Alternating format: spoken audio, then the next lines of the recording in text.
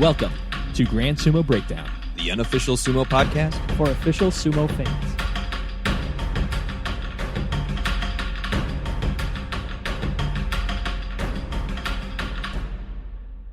Welcome to Grand Sumo Breakdown. This is Ryan. This is Jake. This is Flarek. This is Mac. And today we are joined by a special guest. You may know him from his YouTube channel, Mr. JWags channel. He's got a series of videos called The Dohyo. And within The Dohyo, you will find the ever-looming Shadow of Hakuho. Hakuho. Welcome, Jonathan Wagner, to Grand Sumo Breakdown. Hello, thank you so much for having me. So we don't really have a whole lot prepared because in the little bit of time that we've gotten to talk with you, we just can start with the word sumo and then go, and then there's about an hour of conversation done without any outline needed. And then we all wake up and we're all satisfied and need a cigarette. Yeah. It's the second most satisfying thing we can do on a computer. First is music. What were you talking about? Oh. I was going to wait to see where that went. Purity of music. But yes, music is quite good, yes. Music and Sumo, that's what we use the internet for. I mean, there is music in the videos I watch. Does that count? Yes. Yes. Actually, I have a friend who wrote some music for some of those films for a while. He paid his rent for a few years just being the guy who played that saxophone over that bass riff. Are we talking about music and sumo still? It's a kind of sumo. I feel like there's more. It's a kind of sumo.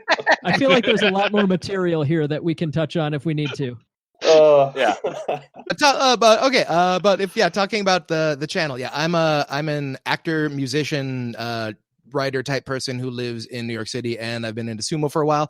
And then I read this Japan Times article from John Gunning where he's like, he did that. I don't know if you guys saw the survey. Did you all take the survey? And so I took the survey, and he wrote an article about it and didn't use any of my awesome quotes, but he decided to, he threw down this challenge at the end. He's just he said, I'm 47 and I'm considered a spring chicken. So where are these next generation of people going to come from? And on the internet, there's you, and then there's Jason, and then there's Chris Gould Sumo, like that guy. And then there's just a whole lot of people do clip shows without anyone really talking about stuff. So, I mean, once you have all the clips, then you don't really need to watch 18 identical channels of the same clips to a slightly different electric music. So, so I decided, if what we're seeing is we don't have anyone to drive conversation, and we don't have anyone who's really has a background in film camera stuff as sort of a on-camera talent doing this sort of stuff. I mean, I love Jason, but he's not what Hollywood would call a camera-ready product. Yeah, the whole camera pointing at his TV is it's charming, but yeah, it's. But that's the thing, but that's Jason's whole thing. He's a teacher who does this because he loves it, and he doesn't have time to edit. That takes so much freaking time. I'm insanely grateful that he's been doing it for over 10 years now, and I have this primary source of all these old sumo matches to be able to go through. So I decided to start talking to my camera about sumo. And then that became the dohyo. I Googled all the sumo terms I could to find out which had the least hits. Dohyo was it. I had 5 different ones of the dohyo, and the only one I could find was this Facebook group that had 2 followers, and I felt bad about it, but I was like, oh, come on, dude, you can't own the term dohyo. And it felt, I've just been making videos ever since. That's awesome. Yeah, that kind of reminds us of when we kind of got started, where we were just kind of watching sumo, and then we just realized that there's no content out there at all. And I forget who, but then I think it was Jake who said, hey, yeah, you raised your finger right there on the video call, that, hey, we should, anyone want to start a podcast where we just talk about sumo? And we all just yeah, sure. And it's worked out so far. I was about to say, we've been watching for about a year. Yeah, we know something. We didn't know crap. Yeah, we cried over Kisano Sato. This stuff has meaning. We should talk about it. Yeah, and we knew that we were not Hollywood camera ready, which is why we are strictly behind microphones and not cameras. I don't even know that we're fully podcast ready, but I know, I'm not saying to throw shade on the YouTube community, but it's No one's doing the sort of specific brand of like idiocy I'm doing. So I figured that there's a lane for someone to be sort of like the Steven Smith of sumo, where it's like, fuck that guy. But it's also like, okay, all right.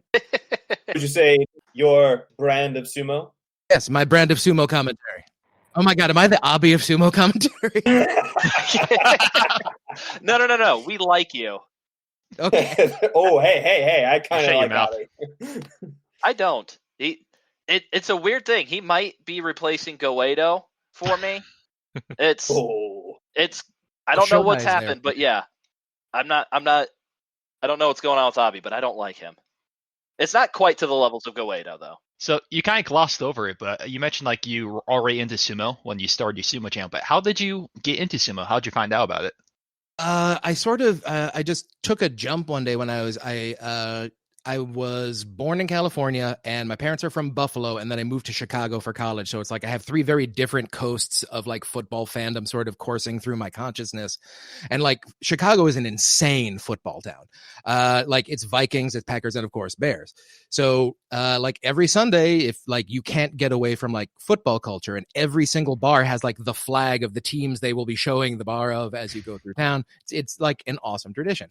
But then like the CTE stuff started happening, and then it's just started getting into the idea of like who's taking care of these guys. And it's, you know, being in the entertainment industry where I'm very, very aware of how the people out in front are often the worst treated and quickest to be replaced. So it's one of those things where I'm like, great. So who's taking care of these guys who only have, I mean, as an actor, hopefully I have maybe 40 to 50 years of earning power. If football players have 3 on average. Mm-hmm. So it's like, who's taking care of them when they, you know, get hurt? And then, you know, I'm doing an episode about injuries right now. And the thing I keep coming back to is Junior Seau. Like what sort of broke my heart was Junior Seau, because I'm from California. So we always got the Chargers games. Yeah, just like that tragedy really sort of affected how I viewed things. And I still had this place in my soul for large men hitting each other. So, for clarity, because I'm sure Fleric has no idea who Junior Seau is. He's a all-time great player that, as he mentioned, it's for the San Diego Chargers. Ended up shooting and killing himself, and he was found to have quite a bit of CTE brain damage during his autopsy. And I can't remember if it's him or not, but I think he purposely did not shoot himself in the head so they could look at his brain post-mortem. Yeah, it was him and Dave Duerson of the Bears did the same thing, like a bunch of the football players. Now it's a trend they're doing. Hey, yeah, unfortunately. So they can study their brains, so they can see what killed them. That's exciting. Now I'm just wondering, and the conclusion, unfortunately, I'm coming to in the video is that I see sort of a very similar thing with the JSA, but at least the JSA has the good like faith to like not show it to us. Plausible deniability. Yeah. I can be like, la, la, la, la, la, they're fine. Ikio is going to be fine. No, don't mention Ikio. You do that. Don't do it. Oh, just like, well, I don't know if it's a difference between society or just the fact that I personally think an unhelmeted sport is sometimes safer than a helmeted sport. Like rugby. Yes. In rugby, you know how to tackle. You have to, or you're going to knock yourself out. You see the guy who knocks himself out 8 times, he's not going to play rugby anymore. In football, you can take one off the helmet and you're fine. Similar to boxing and MMA, where boxing, they have these big padded gloves so they can keep pounding somebody in the head over and over again, where in the UFC, your hand's going to break. It's going to hurt more to punch them in the head over and over again. Yeah, and if you knock somebody down in boxing, they get to get right back up for another concussion if they want. Yeah, that's the biggest difference, but definitely the gloves don't help either. So the thing with sumo with me is I feel that these guys are doing it once a day for 15 days. It's a much easier strain on them. They're training in a way that is designed to let them go for the long term and not just for we need to get you out there on Sunday sort of a feel. And literally the entire sport is designed to be sort of a religious way to get rid of the natural state of aggression. We strip ourselves down completely into just silk and God. We get into the circle. And we literally spend time showing the other person you can trust us. I have nothing on me except my own person. And then we stomp all the evil out of it, purify it with the salt. And then whoever wins, wins. And then they bow to each other and all the aggression is left in the ring.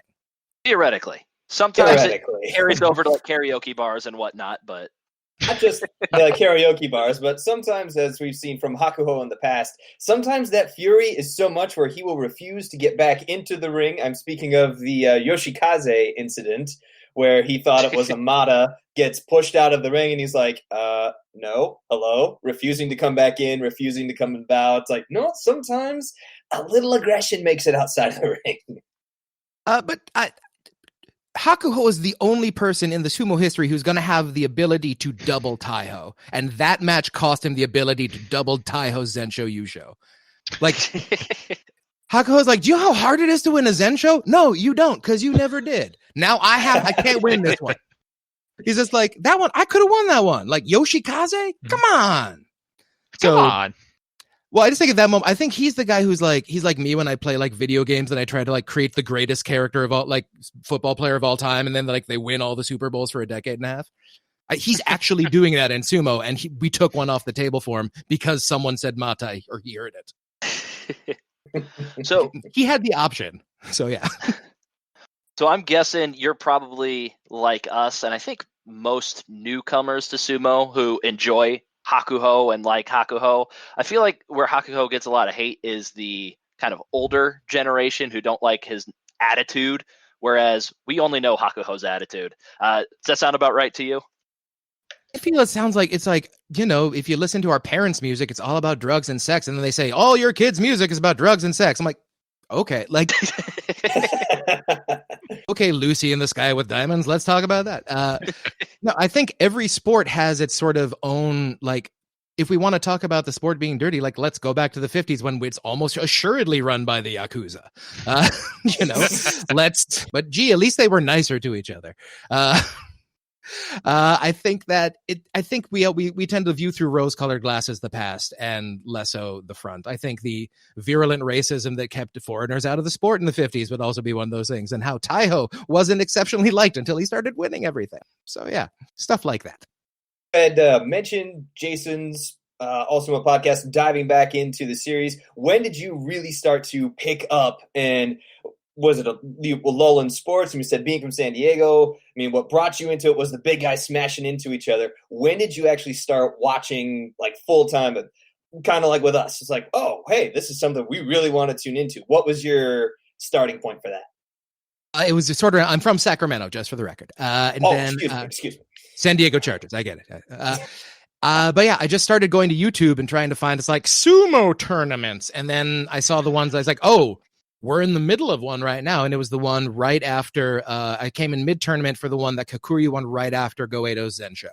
That was my first tournament that I sort of went back and started watching all of it.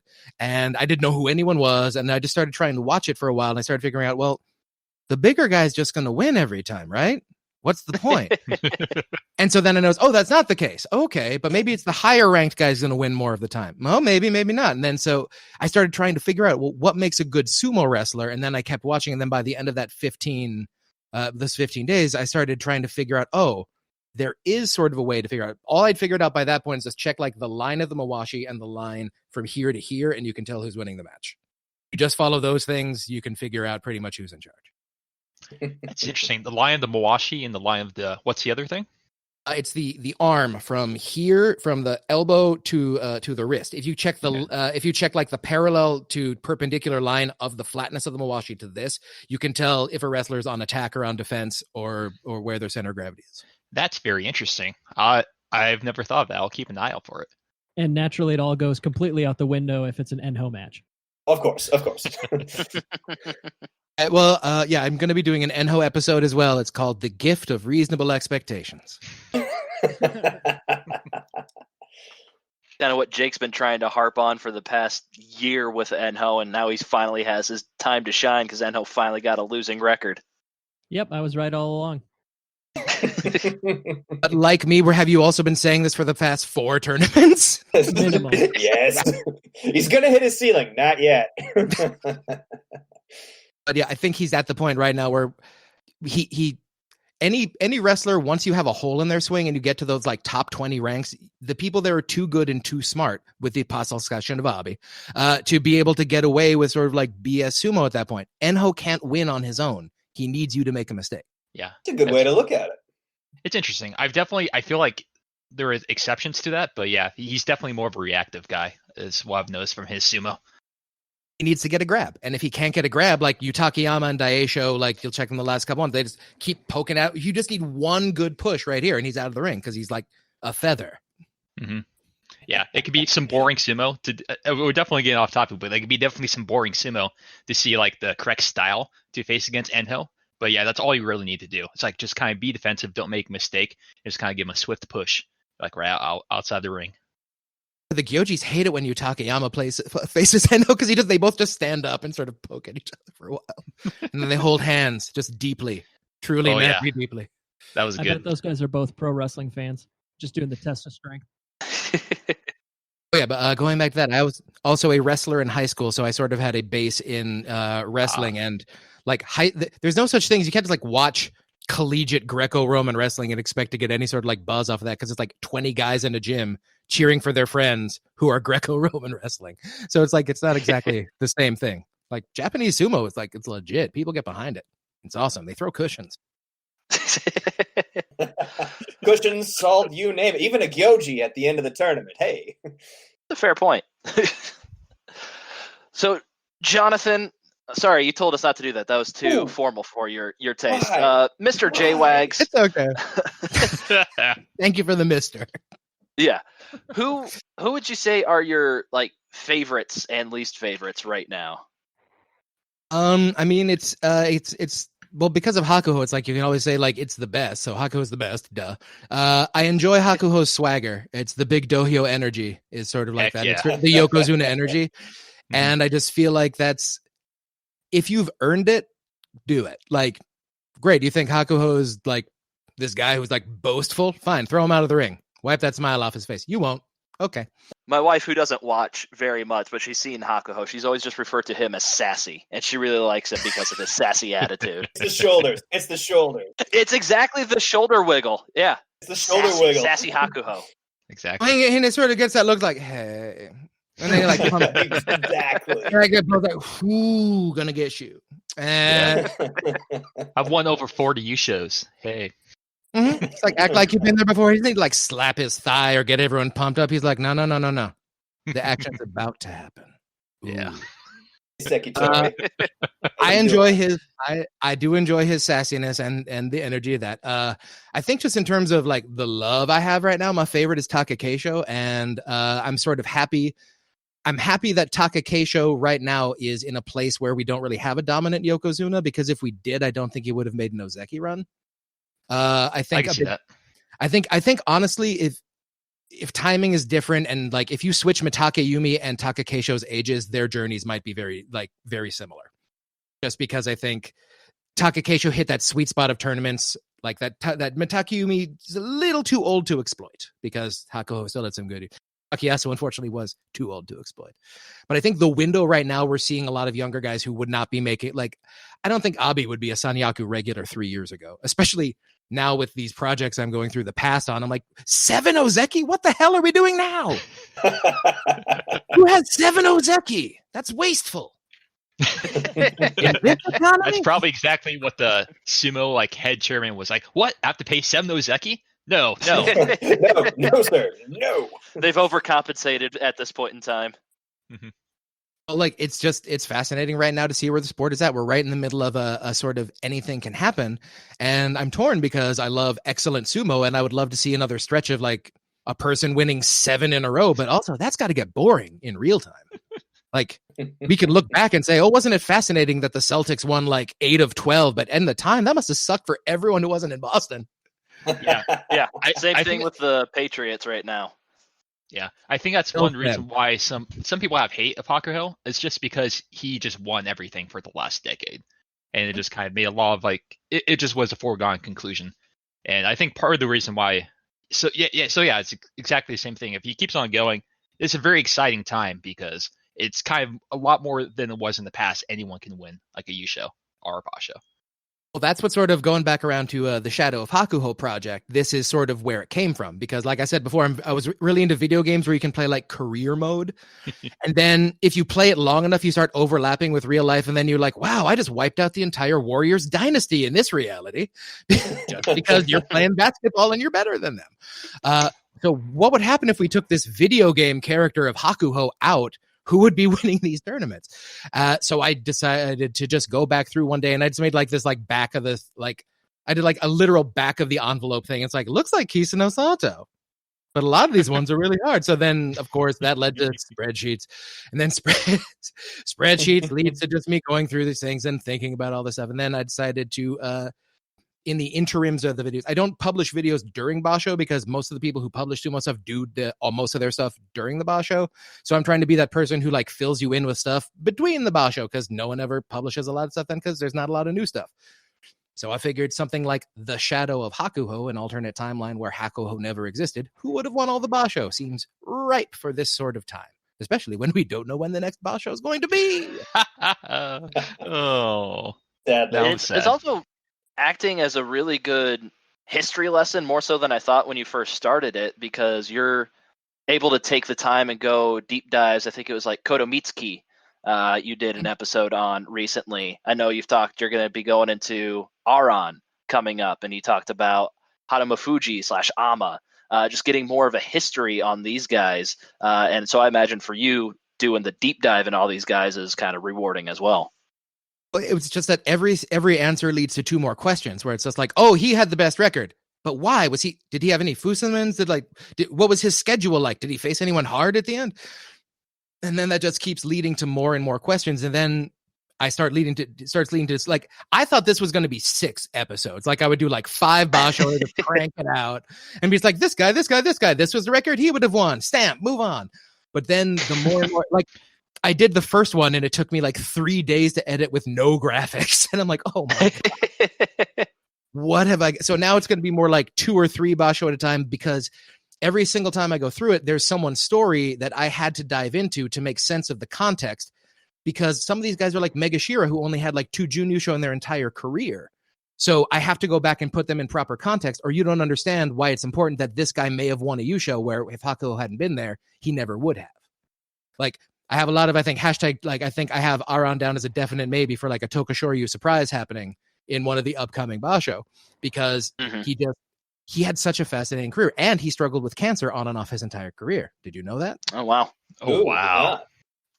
So you're going to look through his entire history, and you're going to see like every now and then he has a tournament where he has 1 win, 2 wins, and it just kills him. It just shoots him down the Banzage, and then he comes back really strong. And you're like, oh, what was going on with that? Oh, he had cancer. Hard to keep on the weight, eh? You know? Yeah, so I've been diving in him. So like the next one's going to be like a 10-minute deep dive into that. And one of the tournaments, the Nagoya 2010, that I'm going to be doing in the next episode, was the tournament where they suspended everyone because of the Kotomitsuki scandal. So you have 6 guys who have 0-15s in the Banzake, Juryo guys just shooting up out of nowhere trying to claim this stuff. So yeah, it's an insane free-for-all thing. And then the next one after that, watching the Juryo, like all the guys like Goedo and Toyonoshima in Juryo for one tournament, just laying waste to everyone because they're so pissed off. So yeah, it's been really fascinating to go back through, and just I've worn out Sumo reference on my computer and just going back through all those old stats, finding clips where I can, but it's spotty and it's hard because, especially for the Nagoya Basho, this particular one, no clips because they didn't show it live. They were mad at everyone. They're like, you're suspended. No full coverage for you. So they just did highlights. There was no full coverage. Jason didn't do any episodes for this one, and they didn't even award an Emperor's Cup because everyone was so pissed off. Oh, wow. Yeah, it's like the JSA had serious angry stepdad energy. I think it was probably fairly similar after the Sumo fixing thing that happened just a year later, because I know they fully canceled a tournament, and then I think the next tournament was just like a technical display or something like that is what I've recently seen. So it's kind of that, just a lesser version of that technical display they had for their first Basho back after the match fixing scandal. Yeah, and that technical examination one, of course, Hakuho won it. Of course, his 7th in a row. I think that was his 7th in a row that time. Yep. Yeah, that was like his year plus in a row. Asashoryu retired. Exactly, yeah. And then immediately won 7. Weird how that works out. Yeah. What a coincidence. Oh, that's also going to be, I think I'm at the point now where enough people are asking me for Shadow of Hakuho. They're like, could you do a recap, please? Like, because we've got a lot. So I'm going to have a whole episode now that's just referring to the first third of the Shadow of Hakuho. Like, I've done enough Sumo research. I'm going meta on my own work already. So we've all obviously watched the videos, and so we've kind of formed some of our own opinions on none of your locks or strong cases. I think you had pretty sound logic for those. There's one free-for-all that you had, and then a couple of definite maybes. We explain the ranking system for people who haven't seen the series. Yeah, go for it. It's all yours. I took every basho that they did and I divided them into 4 categories. A lock is basically, I think, any human being looking at the band scam looking at is going to come up with the same thing. A strong case is where I feel like one Rikishi had a very clear defensible case. I would put money on it, but you could probably make a case for someone else. I'm not holding myself to a criminal standard of reasonable doubt for a strong case. A definite maybe is where I have an opinion about one wrestler, but I also think that there are numerous other cases to be made for other wrestlers. That is a definite maybe. And a free-for-all is where I couldn't honestly come up with an opinion going through the entire thing because too many things were in play, too many balls were in the air for some reason or whatever. Like Hakuho was too far ahead, so they didn't really make any aggressive moves with lower Megashira, who might have been doing very well. So it's a free-for-all. I got no idea. So this sort of forum would be perfect for discussing these free-for-alls where like 8 guys were in contention on the last 3 days and Hakuho won, but we don't know who else would have won. Yeah, so speaking of those free-for-alls, Hakuho's 4th Yusho win was in Aki of 2007. He went 13-2. And then behind him, we had Maegashira 12, Kyoku Tenho at 12-3. We had Goedo, Maegashira 14 at the time at 11-4. And then we had 6 other guys, including Ama, who would become Haruma Fuji at 10-5. So you called that a free-for-all. You weren't willing to put any skin in the game on that one. But now's your opportunity. If you had to definitively declare who would have won Aki 2007 if Hakuho did not exist, now's your chance. If listeners or watchers like Ryan, for example, were to call you a coward for this, how would you respond? Well, I think as we were talking ahead of time about this particular basho, this is like the Princess Bride with Fazzini's talking to Wesley, and it's like, I clearly cannot choose the Rikishi in front of you. And then I list some more facts. I clearly cannot choose the Rikishi in front of me. There is something disqualifying about every single one of the Rikishi who is in there. So when in doubt, I go with the person with the most wins. So I would say Kyoku Tenho. Kyoku Tenho was one of those wrestlers who I feel was insanely inconsistent in his career. He ended up, because at this point, he was already 10 years into his Makauchi career. Like, he wasn't new at this point. 15 years, give or take. Yeah. So I thought he actually won a Yusho 15 years in. This is before that, right? Yeah, I think so. This is a June Yusho he had 3-4 years before that, but yeah, this was, but yeah, in like at age 36, he ended up pulling one out at Megashira 8 or something. Yeah, in spring of 2012. Bam. So yeah, he had the ability to be able to pull out a Tokushori surprise in those cases, and I think in this case he was injured tournament or 2 tournaments before, so I think he was underranked in this tournament and fighting his way up. He also only faced one Sanyaku member. He faced Ama at the time, and he beat him. And fairly convincingly. That one's online. Like, it wasn't a cheap win or anything. He lifted him and threw him. But then we get further. Like, do any of you want to defend other people? Because I have other people I can talk to about this. Did you have other stronger cases? Because I know Kyoku who lost to Goedo. Yeah, let me say something that nobody would ever expect Ryan to say. But let me defend Goedo for a few moments here. So you have Kyoku Tenho in at 12-3, which makes sense. And Goedo was the only guy that was 1 win back of him at 11-4. Everybody else was 10-5. I'm disqualifying all of them just because 2 wins back. That's tough to jump through mental hoops to figure out how they would have gained 2 wins with 1 guy being absent. So I started looking at it as of day 11, where in real life and in this Hakuho-less fantasy world, Goedo is leading the tournament. He is 10-1. He's the only person that is 10-1. And then he starts going up against the Sanyaku ranks because he's Maegashira 14 at this time. And he loses his next 3 to Ama, who was a Komosubi at the time, Ozeki Chiotaikai, and to Hakuho himself. So in this timeline without Hakuho, I say you're probably going to replace him with like Ozeki Kotomitsuki or Sekiwake Amanishiki. Both of them guys finished 10-5. And so you can probably reasonably assume that loss remains a loss for Hakuho. At this point, Kyoku Tenho, he is 8-3. And at this point, he's not really in the Yusho race. So he's going to keep going up against guys around his rank, double-digit Magashiras.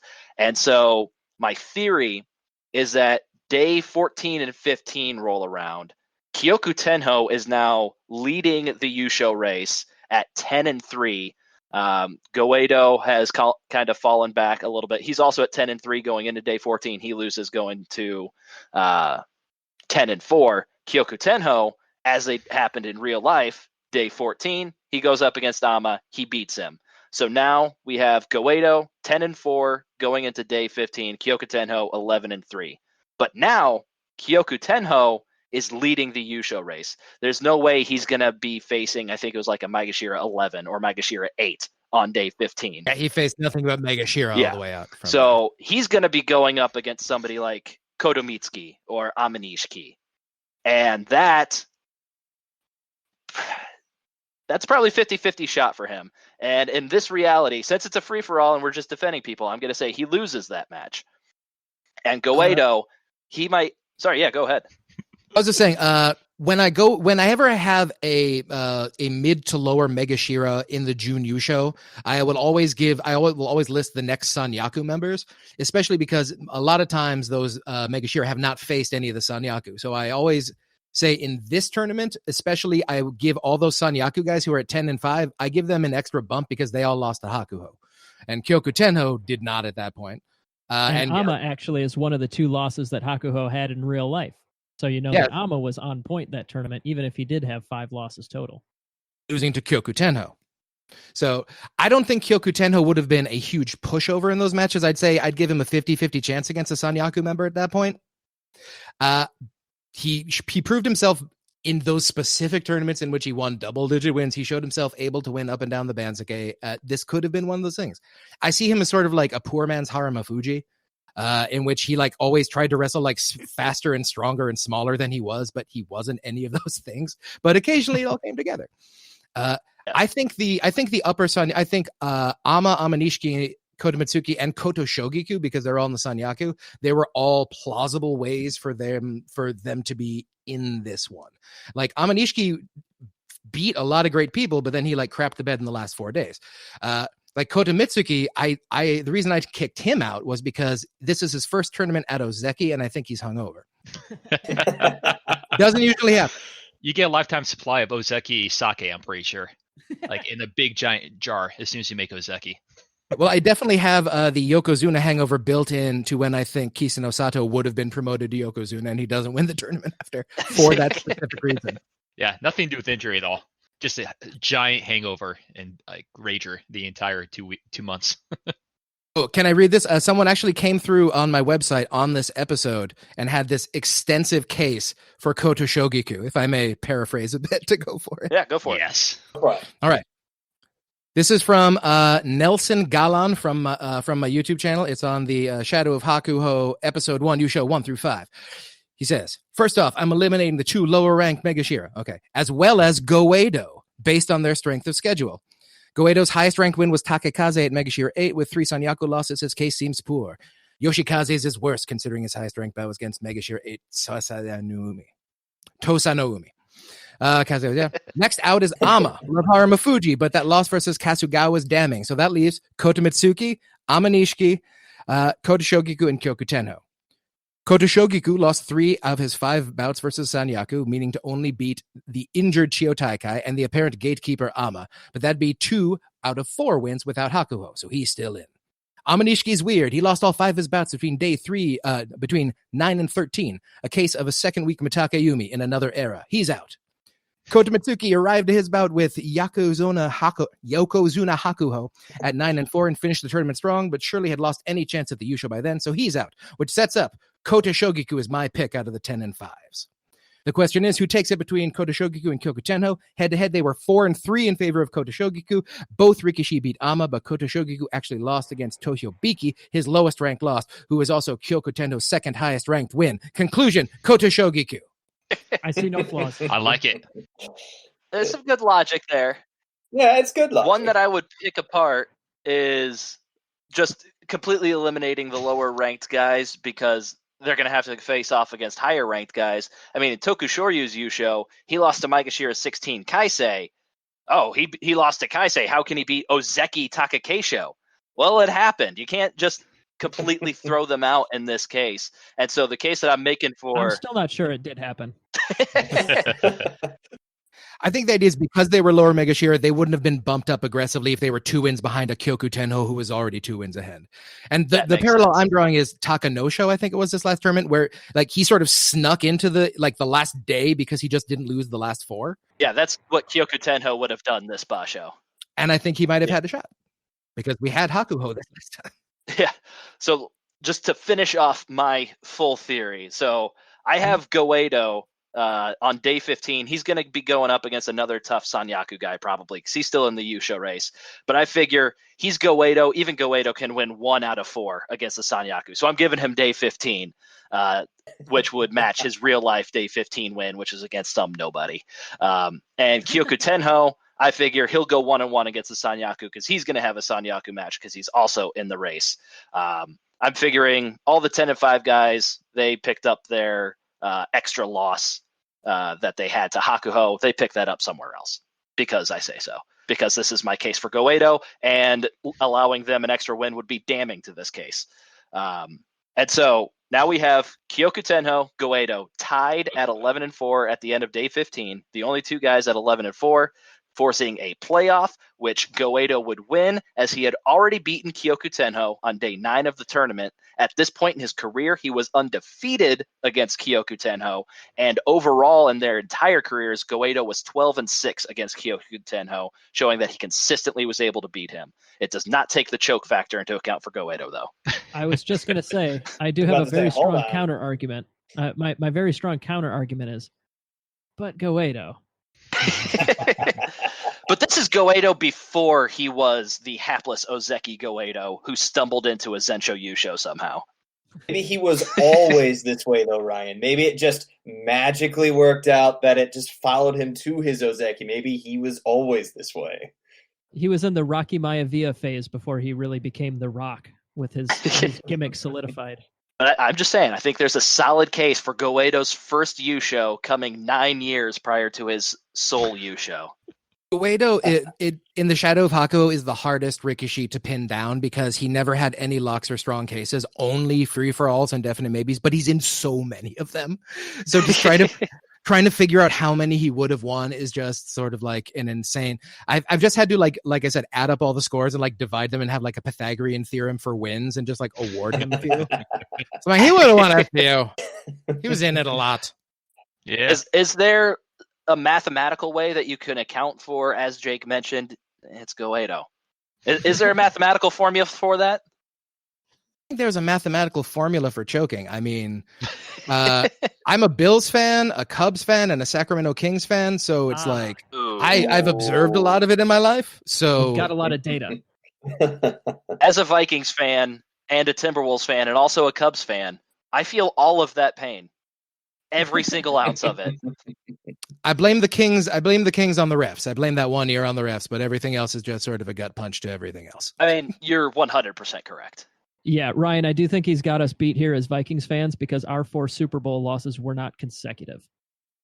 It's true, but since then we've had so much like conference championship game misery, much almost. Yeah. Mr. JWags hasn't even gotten close. Minnesota's won titles at least since then. Like Buffalo, all it has is the Sabres and Bills. Yeah, we've won 2. The Twins have won 2 baseball titles, and the Minnesota Lynx are like one of the best women's basketball teams ever, which that's something. Doesn't really help me a ton. I mean, Sacramento Monarchs won, I think, 1 year. I saw a Would You Rather online a couple of years ago. It's like, would you rather your local women's basketball team wins the title or fined $5? And it was pretty split. Wow. Yeah, the one I saw was 20, so at least it's gone down since the time I saw that meme. Yeah, there you go. They had to try to find a way to get it so people would choose the WNBA team. Oh man, I feel so bad for women's basketball. It's cool. I like it, but it's just like I don't watch that much basketball to begin with. So it's like I'm a Kings fan. There's no reason. Yeah, Wake me up when we actually don't mess up a draft pick. Mac, going back to Hakuho's Basho number 4, I believe you had an argument to be made for somebody else that we didn't bring up yet. Indeed, I do. My argument is for Aminishiki, believe it or not. Like your listener there, Mr. JWags, I also discounted the entire lower half because screw it. And I only looked at Faulty logic. Well, yes, no, this is all in the realm of what if. As Tokushoryu has confirmed, it's like, okay, you can't completely do that, but in this case, I did, sue me. And I only looked at the top 5 guys. I looked at their schedules. I looked at their records. And the only one that really stood out to me as, and it's not a lock, it's a strong case for Aminishiki because he had 14 Joy matchups for the whole thing. Goedo didn't have that. Kyokuteno didn't have that. The other top guys did. So that, to me, factors into how they're going to perform. Now, with Hakuho not existing in this realm, we don't know how the Bansuke would have shaken up. You could theorize. You could throw all these different possibilities. I went off of the stats that were already there, set in stone, and just thought, okay, well, if these are just wins, but looking at their number of Joy wins, looking at their Joy opponents, it's a strong case, in my opinion, between Aminishiki and Koto Mitsuki.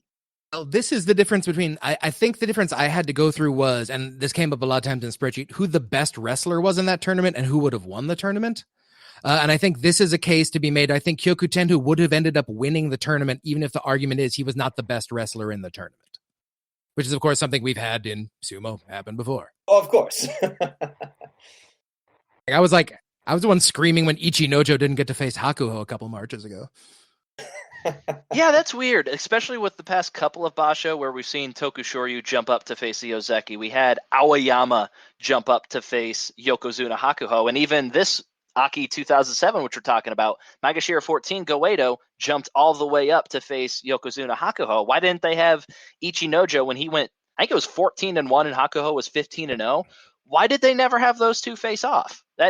It seems so much more confusing given the recent context and the past context. The difference I've seen is that when the Yokozuna is ahead, they're not going to challenge him. But if the lower ranked guy's ahead, they're going to give that Yokozuna every chance. Okay, that would make sense. That does make sense. It's like, I think I've only seen one Yokozuna ever lose on a Mono-e. They're always a Tori Naoshi. It was Kisano Sato. Fittingly. So there's a couple of definite maybes in the videos that you have posted. Basho number 5, you had Chiyo Taikai winning. He was tied at the lead 11-4.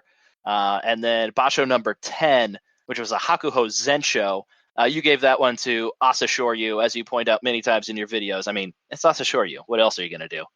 Yeah. Is there anybody else here that kind of would disagree, make an argument for anybody else in those Basho, Jake?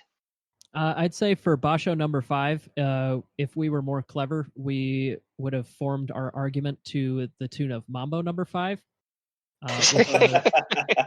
With a little bit of Chiyo Taikai in my life, a little bit of Baruto on the side, perhaps. We'll get you working on that, Jake. Yeah, I'll get to work. You guys keep doing the podcast thing. Well, this is one of those ones where Hakuho actually injured a guy in middle of the tournament, and it was a guy I thought would have won. So he injured Chiyo Taikai on day 14. He didn't wrestle day 15, and he still took the Junyusho, or tied for the Junyusho. So I have him as the winner in that, as probably not getting injured, and if Hakuho doesn't exist, winning at least one of those last 2 matches. I can't really disagree with that. That would have given Chiyo Taikai, his 4th? I believe he ended up with 3 in his career. Mm-hmm. Okay. And what about that Basho number 10? Anybody have any strong opinions on that one? I would say that I completely agree with the idea of giving Asashoryu the benefit of the doubt anytime possible. Because for the time that he was actively wrestling, he was just as unbeatable as Hakuho. I'm not saying that they just live in the heads of so many people. It's like, what, Kaisei's never beaten a Yokozuna, even though he's just this side of a barn. Yeah. Like, he should be able to just fall on Haramufuji and win, but he gets his butt kicked every time. Mitake Yumi can't beat the Yokozuna for some reason. Or it's like he's only beaten him like once. He's only beaten Hakuho once or twice. It's not good. He's got some, but it's not very often. If Mitake Yumi, he just needs the eye of the tiger, man. It's like he has the body Takakeisho wishes he had. Just because he needs just enough arms to be able to grab the Mawashi. Give me a couple of moments and I'll pull up some hot Mitake Yumi Yokozuna stats. He is 2-13 against Hakuho. He is 3-12 against Kakuryu, and I got to go back quite a ways to find him versus Kisano Sato because Kisano Sato kept dropping out of tournaments. But yeah, it's real bad. I think I remember when Tochinoshin beat Hakuho for the first time, and it was like at the time it was like 22-1 or something between those two. And I just remember we were making the joke that let that be a lesson to you. Nobody beats Tochinoshin 22 times in a row. Ain't nobody. Ain't nobody beat Tochinoshin that many times. Oh, Tochinoshin. He appears on the list a few times, but not as much as I'd like. Mitake Yumi was 2-6 against Kisei no Sato, and he was 2-5 against Haramufuji. Those are a little bit more respectable, considering that they were years ago. So what? That's a total of 2-2-2-3. Mm-hmm. So 9 wins versus Yokozuna in his career. That's not bad. Well, versus like 40 losses. Well, yeah, he was in the Sanyaku for 3 straight years. I mean, he faced them every time while there were 4 Yokozuna. Like, he was up there doing the thing. Did we ever have a full 4 Yokozuna basho where they all finished it with that? Was there just one? There was, I think the one that we have on our wall is in the studio here is the one where there were 4 Yokozuna on the Bansuke, because I think it was for only 1 or 2 tournaments, wasn't it? Yeah. No Sato, Haramufuji, Kakuryu, and Hakuho, yeah. Yep. Okay. But all 4 of them were only active for a very brief moment. Yeah, I know that we only got probably that one where all 4 finished it. All right, so what a time if you're really into entrance ceremonies. Oh, yeah. Everyone loves a good entrance ceremony. I think that was the weirdest thing with like the silent Ghost Basho. It was like when he raises his leg, do his stomp, and no one did like, ooh, ah. I did at home. It wasn't the same. Oh, I think we all did at home. Tetsuyoshi salt throw lost quite a bit of oomph. Yeah. Not to my wife. She was like, he's going to do it. He's going to do it. Look. Oh, I'm like, yeah, it's not the same. Cut to clips of this salt all over. I did just go back and check out of the basho. There were more than I thought. It looks like it was from March until November of 2017. We had 4 Yokozuna, but not once did all 4 of them finish the tournament. Okay, so there wasn't one where they all finished? Correct. Okay, so my initial point still stands. We're 4 at one point. I just had to check that because I knew where to look for that. I was thinking about that Akibasho where we had 3 Yokozuna and Kisano Sato got 10 wins and they had no special prizes. But Haramufuji was gone. Yeah. That still stands out as really weird as not having any special prizes. But I remember kind of as it was happening, it's like, I mean, kind of makes sense that we didn't have any. I mean, nobody really stood out in that basho. I'm trying to get that pulled up real quick. That was Aki 2017? It was Aki 2018. We all go. Yep. If we're all checking Sumo database, we're going to overwhelm it. That's too many. Be overwhelmed. That's too many. 5 people. They can't handle 5. It can.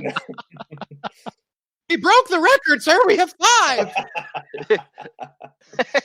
The top 3 guys in that basho were Yokozuna and Ozeki, so they weren't able to win a special prize. And then Yoshikaze winning 11 wins at Maegashira 15 after dropping all the way down there because of an injury. A guy who's like been at the top of his game. They're not going to give a Kanto Show guy a prize who should be at the top of the Bansuke but just dropped down due to injury. And at 10 wins, you have Kakuryu, Kisei no Sato, Yokozuna can't win. And then you have Nishikigi, Ryuden, and Takanoiwa all in double-digit Maegashira ranks, all who have been around for a little bit, so they're not going to get the benefit of the low-ranked guy getting the 10 wins. So who you going to give it to? Nobody beat Hakuho, so there's no Shukun show prize to award. So it makes sense. It's still weird, but it kind of makes sense. Why are we talking about this? I don't know. Let me get onto this one. And that's sort of an overarching question for everything, but I mean, we're just that's talking fair. sumo. Yeah, the rabbit hole of sumo goes very deep. That's what makes it fun. With coronavirus, we have all the time in the world to contemplate the strange mysteries of the world, like why we're talking about no special prizes being awarded 2 years ago in a tournament that Kisei no Sato somehow won 10 matches. Oh yeah, I mean this is the last thing that I have to do today. The alternate reality where Ryan is like, Goedo will win. Yeah, we contemplate the alternate reality where I'm the biggest Goedo stan in the world. I learned I had to learn to grudgingly love Goedo through time, just because it's like I understood why he did the stuff he did. It's like when I first saw him Henka, I just started yelling at the screen. I'm like, no! And then, Ooh, what is your opinion on Henkas? legal, do it. Like if you are not looking up at the Tachiai, then I'm gonna move out of the way. Guess what? Yeah. I just got a win and I didn't get hurt. Perfect. The ones that I don't like are the Totari. I had my high school wrestling career ended by a bad armbar, so I have a bit of personal hate against armbars done poorly. So Yeah. Tamawashi must be one of the bottom of your list guys, right? He is. Well, it's just I find his like, yeah. Either you need to make it illegal or you need to make a bad one illegal. Like if the guy's pulling away from, if you have only the elbow, you have to let go. If you have the shoulder, then you've got an armbar. But that's how arms get blown out. Ryuden's really bad at it too, so I hate Ryuden. Yeah, my big hates are Shodai, Ryuden. I don't like Chio Tairyu that much, just because I find his sumo really boring and predictable. And also, he's just like a giant guy who hankas, and I'm just like, how does anyone get hanked by this guy? Look up, he's giant. No, Chio Tairyu, he's just that guy. He's like him and Shodai. It's like when your favorite guy's about to do really well, he shows up and just like craps the bed. It's like, great, thanks, Shodai. Yeah. Now we're gonna have another Kakuryu Yu show. And I don't not like Kakuryu. Whoa, now. Kakuryu is like the Karl Malone of like sumo for me. It's just like, fine, okay. Yeah, Okay, you're give him good. a win. We get Come it, but- on. Do your pick and roll, get your 2 points, and let's move on. Okay. That is the weirdest and yet most illustrative analogy I have heard all day. I love that. All right. Like Karl Malone. Oh, Flair. Flair Googles him. they look exactly the same. It's uncanny how similar they are. And their background exactly the same. Did you see when Kakuryu like sunk a 3-pointer at some event like it was nothing?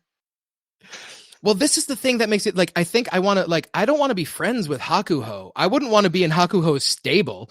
I'd love to hang out with Kakuryu and be in his. He seems chill. He's like, yeah, let me show you some sumo. Hakuho would be just like, pick that up, run with it, push me around the ring. Now be better, because that's what I do. Also, eat 3 more bowls of rice, Enho. What is wrong with you? Now hold still while I swat you. All these people on Facebook who just keep insisting that Enho needs to do. All he needs is to put on 80 pounds magically, and he's going to become a Yokozuna. Yeah, I don't know. If he puts on 80 pounds, he'll be Taka Keisho. Like, that's what he'll look like. Won't be able to move. But worse. Rice doesn't really add height, I think, is the problem.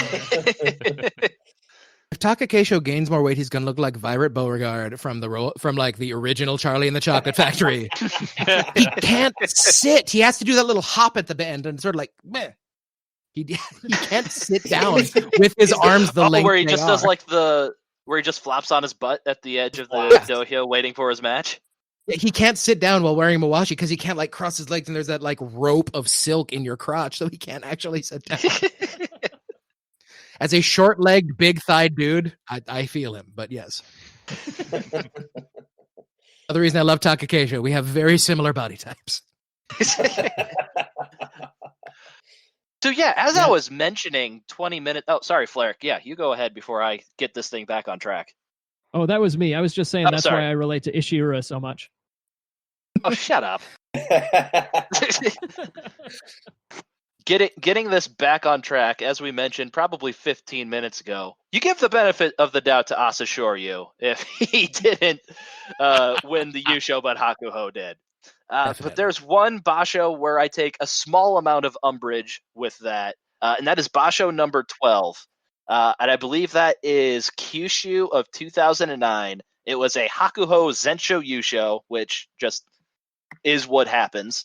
As Hakuho do. As Hakuho is wont to do. Finishing for the Jun Yusho in that Basho was Maegashira 8, Tochinoshin, and Maegashira 9, Miyabiyama.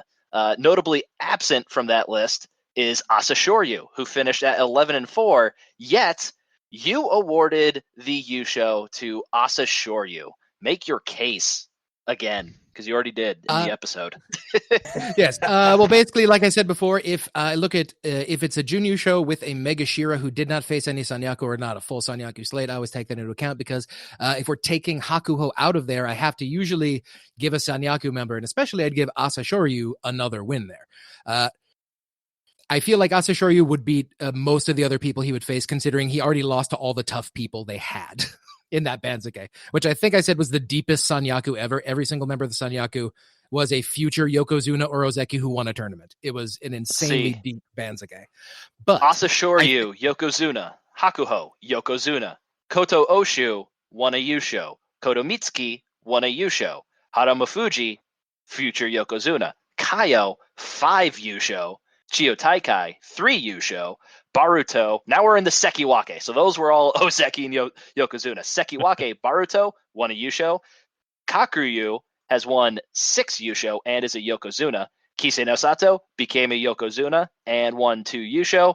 Goeido somehow stumbled into a Yusho to join that list. But yeah, we had a total of, let's see, doing the math, carry the 1. That's 11 guys in the Sanyaku ranks that either, that's crazy. And then just below that, Takekaze never won, but he is a huge mainstay. Amanishiki never won, but was a longtime mainstay. Koto Shokiku at Maegashira 2 won a Yusho and became Ozeki and is still around. That's crazy, stacked at the top. It was so insanely deep. So my case for this specific one is this. I don't think we can say Asashoryu had lost it by then or was beginning to lose it because he won the tournament before this tournament and he won the tournament after this tournament. So this was one of, like, these were his last 2 tournament wins right before this. Was right before he retired. So I think Asashoryu was still reasonably at the top of his game at age 29. We always forget he's younger than Amanishiki, who hasn't cut his hair yet. He retired at 29, which is insane.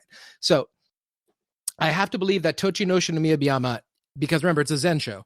I believe that Tochinoshin no Miyabiyama would have faced a much more aggressive schedule down the road, at least facing 2 Sanyaku members. Instead, they faced a total of 0. Asashoryu faced the entirety of the toughest Sanyaku slate ever. And I also think that Asashoryu was the kind of guy who I think, not that I think he would throw matches, but he understood what all 15 days meant.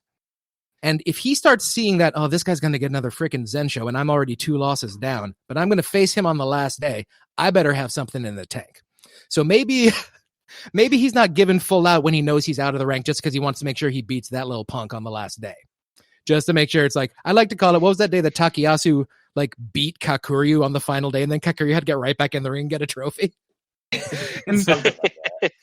My partner just said, "Get your trophy, loser." She loves Takayasu, so when she showed me, I was like, "Get your trophy." His logic makes sense to me. I like it. He had 11 Joy wins of 15 Joy opponents. Yep, logic makes sense to me.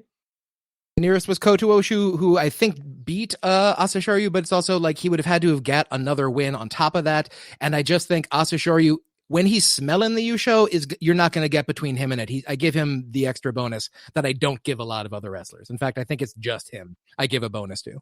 Koto Oshu did beat Asashoryu, but he did lose to Hakuho, so you could convert that loss to Hakuho to a win over somebody else, get him up to 11-4. But then for Koto Oshu, you still have to turn somehow another loss into a win. and then you have to beat a playoff of Tochinoshin and Miyabiyama. For a lot of those guys up in the Sanyaku, like if you get rid of that Hakuho loss, though, you basically, for everybody, are probably going to add another win, because that just means they'd face one more Megashira, because they're already facing the whole Sanyaku anyways. So yeah, that one, I don't know. I think I agree with the Asashoryu pick, but yeah, I don't know. I totally understand why this is one of the more contentious ones. So I also think that if you go back, especially at this point in his career, he often, like not often, but you'll see a pattern of him losing to someone in the regular season and then beating them in the playoff. Like his last 2 wins against Hakuho were not, I think there was like the last year of Asashoryu's career, he didn't beat Hakuho in a regular tournament, but he beat him in 2 playoffs. So I think he would bring it up for, like, he was a guy who would, like, if he didn't beat you the first time, he was smart enough and good enough. You can never assume just because you beat Asashoryu earlier in the tournament, he wasn't going to bring it for the playoff. Yeah, so Asashoryu's last 9 matches against Hakuho, he went 2-7, and both of those 2 were in day 15 playoffs over Hakuho. That's nuts. Yeah, he definitely. I haven't watched too many of his matches, but he definitely seems like someone who rises to the pressure of his opponent and what's going on. He definitely feeds off the energy of the crowd, so that kind of lines up. If it's a playoff match for the Yusho, that's probably when he's on his A game. And if you're Asashoryu and you're 11-2, you're already 2 wins behind the guy you know is going to win the damn tournament anyway. Like, if on that 14th day, are you going to like risk injury to like get that one extra win when you're already a Yokozuna? Mm-hmm. It was like Kaise on day 15. He already had Kachiko. She's like, I'm good. I'll see myself out. Yeah.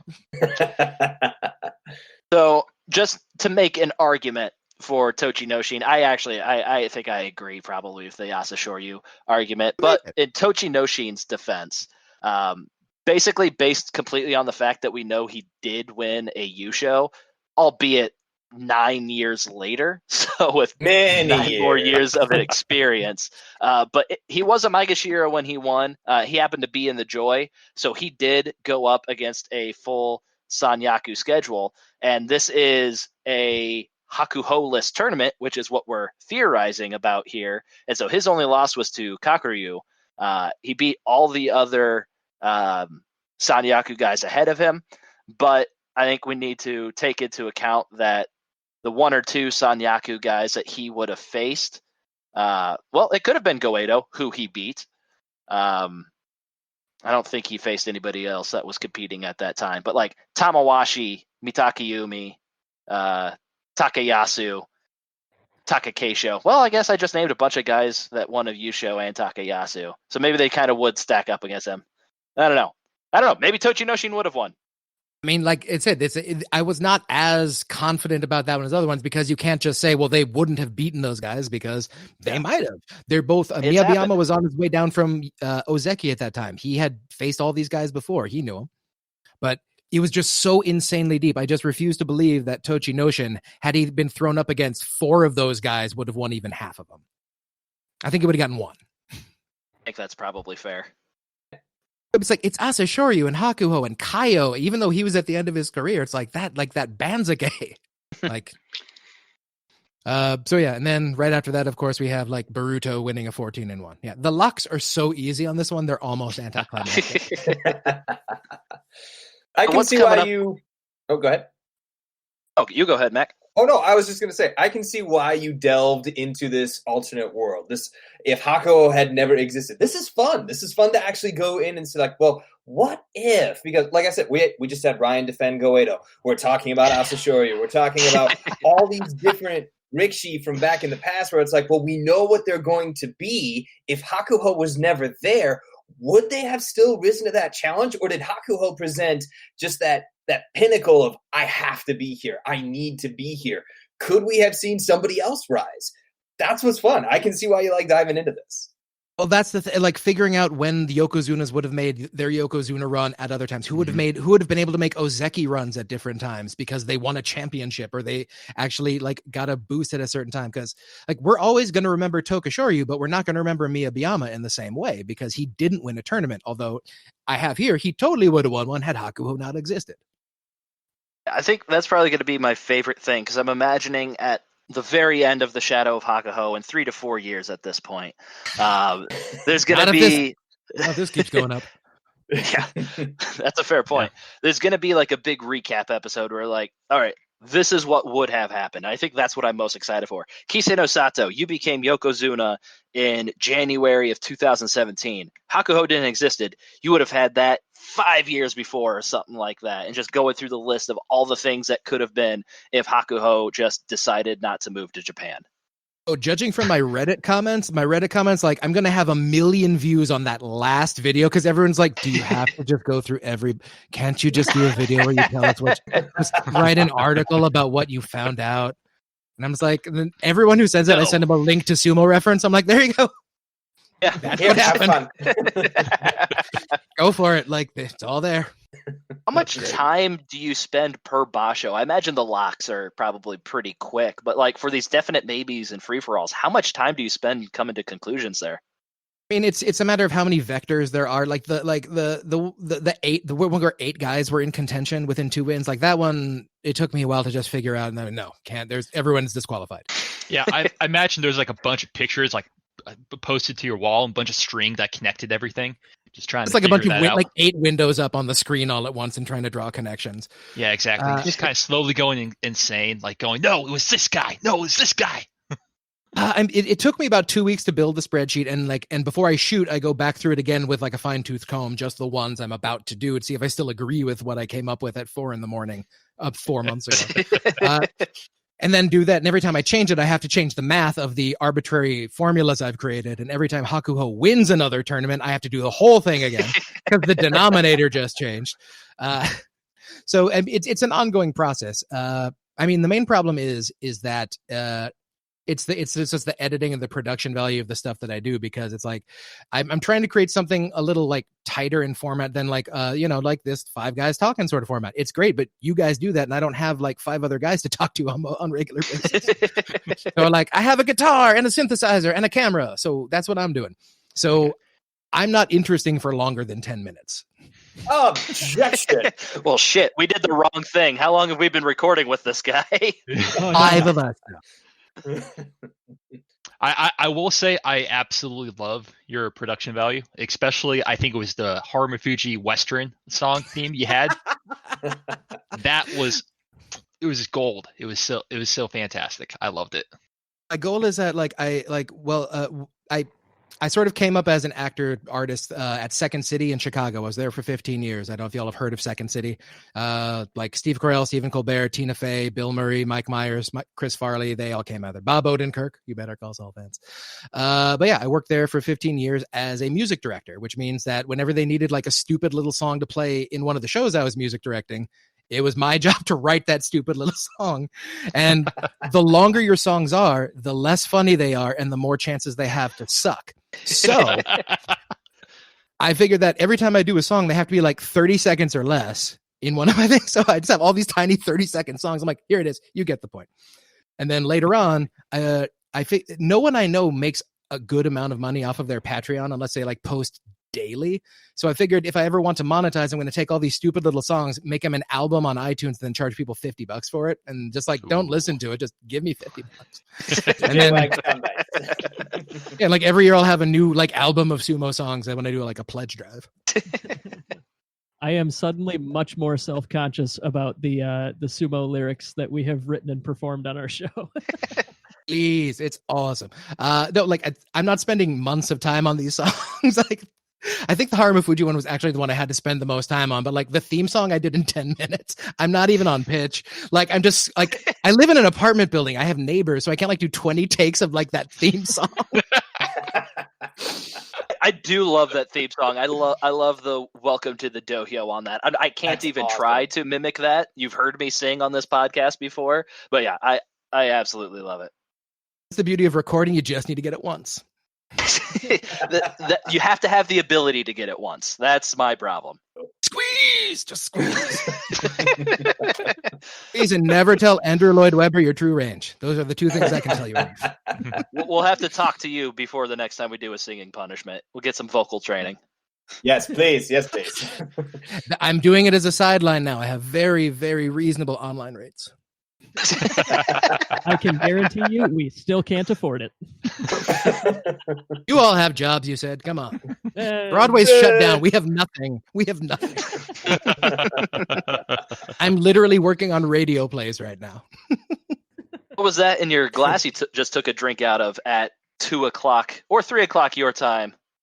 That's the end of my coffee. We will be switching to Newfoundland drinking time very soon. Oh, heck yeah. That looked a lot lighter than coffee. Yeah. Well, that's because it's iced coffee, so we're at the bottom of it. But yeah. Oh, I got there's only the whiskey left now. Yeah. Oh, the whiskey is waiting. You need a ceramic mug where nobody knows what you're drinking. Yeah. I heard people describe, I think, during quarantine times, it's no longer like AM, PM. It's like coffee time and then drinking time. Airport drinking rules. Where are you right now? Where do you got to get to? Does drinking help? Beyond. Yeah, I can tell you the rum is coming out soon because I got to somehow piece through this one and edit it into a presentable episode. So, and I know how hard that is now. Oh yeah, I've been doing it for years, and these three don't make it easy for me. So yeah, we'll need some liquid assistance maybe. Yeah, for all the people who don't know, like Mr. JWags channel, for every 5 minutes of sumo footage you see, I spent at least an hour doing all the things to make that 5 minutes happen. And this last, the last 2 Shadow of Hakuhos took me a combined 4 days. Wow. Not like an 8-hour workday. I'm doing other stuff, but it's like, yeah, like time I should have spent playing through Knights of the Old Republic again. I did not. Bravo, sir. Doing 2 again as a Dark Jedi. Lots of fun. Ooh. I bet. Darth Scion was awesome. So when can we expect the next Shadow of Hakuho episode to drop? It will drop some point next week, likely on Tuesday. We are at the point. Usually, what I do is I just film myself talking for a day, and then I start to edit, and I realize all the things I forgot to say, so I have to set everything back up, and then do reshoots in the same flannel I was wearing before. That's why you notice my costuming is just a flannel and a black T-shirt, so I can edit, so I know which one is which. When I edit, it's like yellow flannel. That was this episode. So yeah, then I go through, and then anything I forgot to say or I needed to bring up, I just do quick reshoots, and then I put them back in, and then I have to like audio balance. I have to try to like do as much as that because sometimes in the second setup, my voice sounds completely different than in the first setup because I have radiators in my apartment, and it's still kind of cold here sometimes. You will notice like sometimes at the end of takes, I start talking really fast, and you hear a clicking noise, and then like an immediate cut. You're like, oh shit, right. I need to keep on talking. Finish my point. No, I'm lucky I live in New York. I do live with another person in a 1-bedroom, but we have a reasonably large place. Like you haven't even heard her yet. She's in completely the other room. We love rent stabilization and living near a park. Nice. Don't blame me there. Yeah. Somehow all 3 of my animals have managed to shut up for this episode, which is a small miracle unto itself. While we're here, did you guys have any other Shadow of Hakuho like nitty gritty things you wanted to ask about the genesis of the project or any of the things I've been working on, like the behind the spreadsheet? I would love to collaborate in the near future on Asashoryu because that's one of the history projects I'm working on, and I feel like we could definitely get some collaboration going on which bashos he did win and which bashos may he have won. Without Hakuho, but also in addition, like what would he have done in the future if he didn't have to retire when he did, or something like that. Of Asashoryu, I see. Yes, nice. the shadow of Asashoryu, if you will. I came up with that.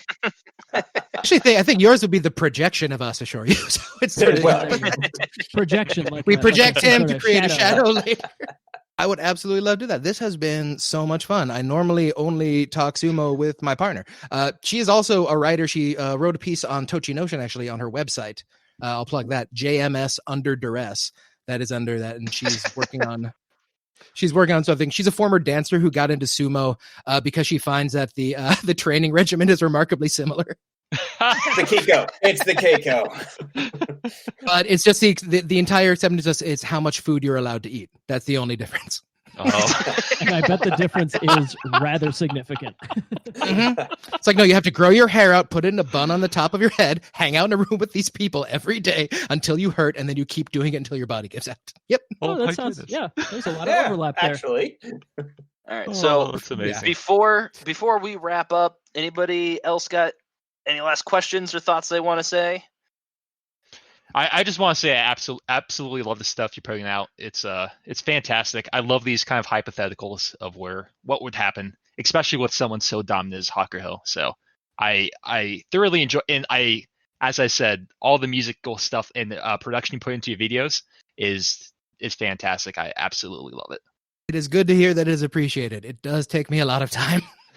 It's great.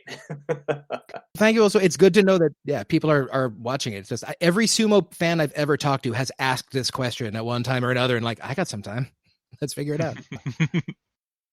It's nice to see a young up-and-comer trying to get into the sumo media game, trying to step into the shadow of GSB, if you will. Your stuff's all right. You'll get there. We came up with that. Oh, Yeah. of course. The question is, how old do you think I am? Because this takes work. Well, it's fantastic. I was born between the first and second Star Wars movies. I was born between the good and the bad Star Wars movies. I will refrain. I will abstain from saying which one I am. Mac is actually 14. Shut up! I was saying he had the buzz cut for a few years. That does make sense. Hey, there's nothing wrong with the buzz cut. It's just because of coronavirus that my hair is this short length, which is exceedingly long for me. I cannot pull it off, dude. I look like a thumb. I cannot pull off that kind of hair. I just don't have the patience for it once it gets past like a half inch. Then I have to like try at it, and that's why would you ever want to do that, Jake? I don't know. I think it looks damn good. Long, luscious pompadour is what every man needs. Oh, yes. Oh. Okay, I think we could finally tie a bow onto this one. This is a wonderful episode. I'm glad to be a part Yes. of this. Before we do our usual wrap up and pimp all of our stuff, Mr. JWags, Jonathan Wagner, why don't you pimp all of your stuff one more time? Yeah, my channel is called Mr. JWags channel. So if you just go to YouTube and type in Mr. JWags channel in some spelling, it should show up. The show is called The Dohyo. So just put that in quotes and that should also come up as well. And I have a SoundCloud under Mr. JWags as well if you want to hear any of my weird other music projects. And if you enjoy this podcast and us talking with Mr. JWags, you can leave us a 5-star review at Apple Podcasts or your favorite podcast listening service. You can find us on social media. We got Facebook, Twitter, Instagram, Grand Sumo Breakdown. Our blog is grandsumobreakdown.wordpress.com. Have any questions, comments, or corrections, drop us a line at grandsumobreakdown@gmail.com or give us a call at 805-613-7866. That's 805-613-SUMO. And coming up, who knows what we have? Well, yeah. But it's probably not going to be talking about real sumo anytime soon, so just keep an eye out for some of these bonus episodes to fill the time. Thank you for listening to Grand Sumo Breakdown. Until next time, throw your salt high And keep moving forward.